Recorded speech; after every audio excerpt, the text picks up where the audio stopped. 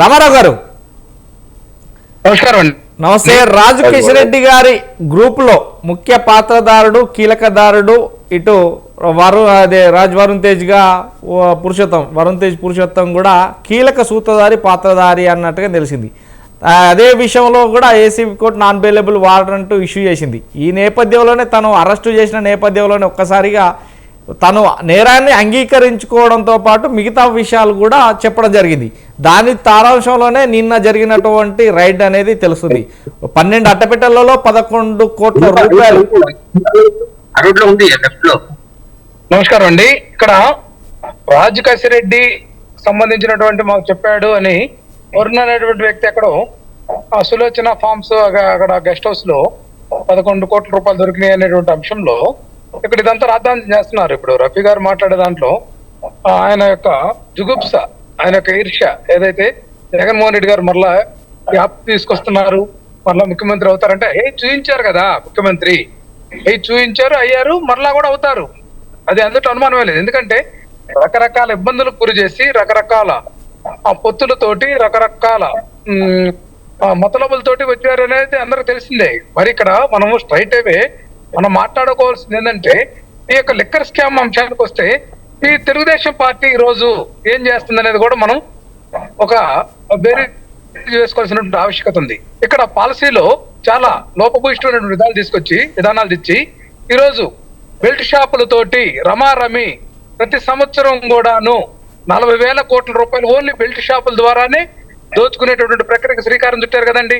మరి ఏదైతే ఈ యొక్క మద్యం షాపుల ఆదాయంలో నుంచి 20% స్థానిక శాసనసభ్యుడు లేదా ఇన్ఛార్జ్ ఇవ్వాలని చెప్పి బహిరంగ మాట్లాడుకున్నటువంటి పరిస్థితులు మనం చూసాం కదండి.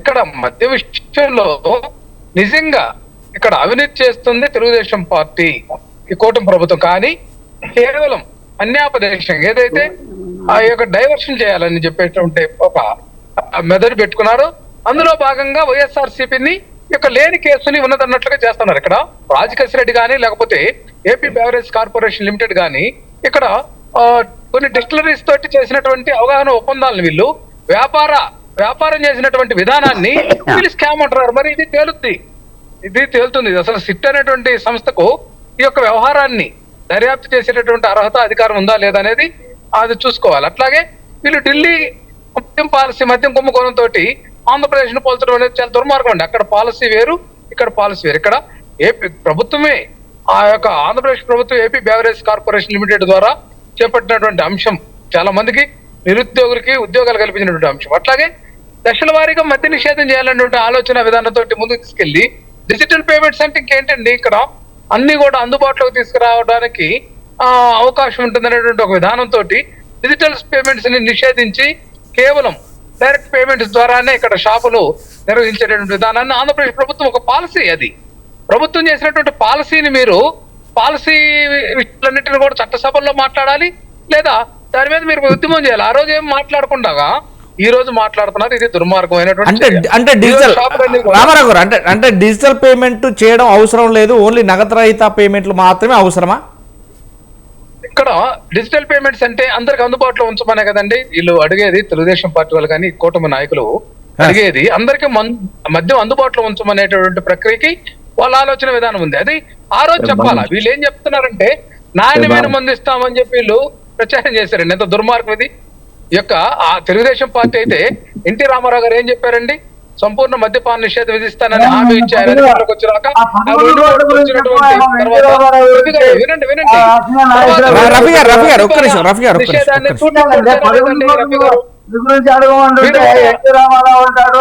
ఇదంటాడేంటి మీరు అడిగిన ప్రశ్న ఒకటి రఫీ గారు, మీకు నిజం మాట్లాడితే భయము. ఇక్కడ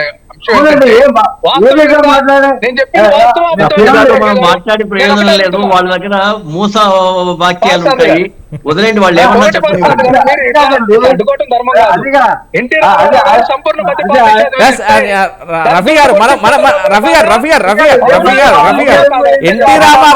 ఎన్టీ రామారావు గారు అంత మనం కాకపోయినా అప్పటి గవర్నమెంట్ కు సంబంధించి అవసరం లేదు. జస్ట్ ఈ జరిగిన 20 సంవత్సరాల పరిధిలో తీసుకుందామండి.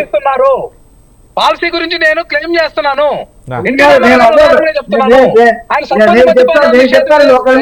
చంద్రబాబు నాయుడు గారు చెప్పండి. అక్కడి నుంచి రాజమౌళి గారు. సమస్యకు మూలము మీరే అంటే కదా. మొత్తం మీద ఇప్పుడు అంటే మొత్తం మీద అంటే ఒక్క నిమిషం రఫీ గారు ఒక్క నిమిషం. అనే దానికి కాదండి, నేను చెప్తాను ఒక మాట. మద్యం పాలసీల మద్యం ద్వారా ఎలా దోచుకోవాలనే కదా చంద్రబాబు నాయుడు గారు ఆ యొక్క సంపూర్ణ మద్యపాన నిషేధాన్ని అదే ఎవరు దోపిడో తెలుస్తుంది కదా. దోపిడీ ఎవరు మీరు ఆరోపణలు తెలుస్తుంది చేసే కదా. పరిస్థితి రాదు, మరొకటి రాదు. రాజకేశ్వర రెడ్డి రాడు, 14 డిస్టిలరీలు మీరు పర్మిషన్ ఇచ్చే పరిస్థితి రాదు కదా. సరే ఇప్పుడు అప్పటి టీడీ రఫీ గారు మీరు ఒక్క నిమిషం రఫీ గారు ఒక్క నిమిషం. ఓతం పలికిందే మీరు కదా. మీరు కాదని మాట్లాడుతున్నారు, ఆయన ఆపండి. ఏమండి, మా ప్రభుత్వము ఆ దేశంలో ఉన్నటువంటి అన్ని రాష్ట్రాల్లో ఉన్నటువంటి పద్ధతిని, రాజశేఖర రెడ్డి ముఖ్యమంత్రిగా ఉన్న పద్ధతిని ప్రవేశపెట్టాము. ఓపెన్ టెండర్లు పిలిచాము, ₹1,00,000 డిపాజిట్ చేయమన్నాము.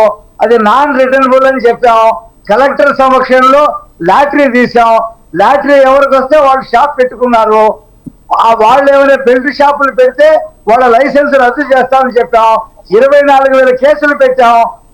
ఈ రాష్ట్రంలో ఈ 1 year కాలంలో మద్యం పాలసీ వచ్చిన తర్వాత ఇది దేశంలో ఉన్నటువంటి పద్ధతే ఈ పద్ధతి ఉంది. నువ్వు కదా మార్చి రంగు నీళ్లు స్పిరిట్ పెట్టి అమ్ముకొని ప్రజల రక్తాలు తాగేసి అమ్ముకుంటూ నువ్వు ఎన్టీ రామారావు సంబంధం ఉంది. నువ్వు చెప్తావు సంపూర్ణ మద్యపానం రైట్ శివన్ దాకా నువ్వు చేయకుండా రఫీ గారు నేను మళ్ళీ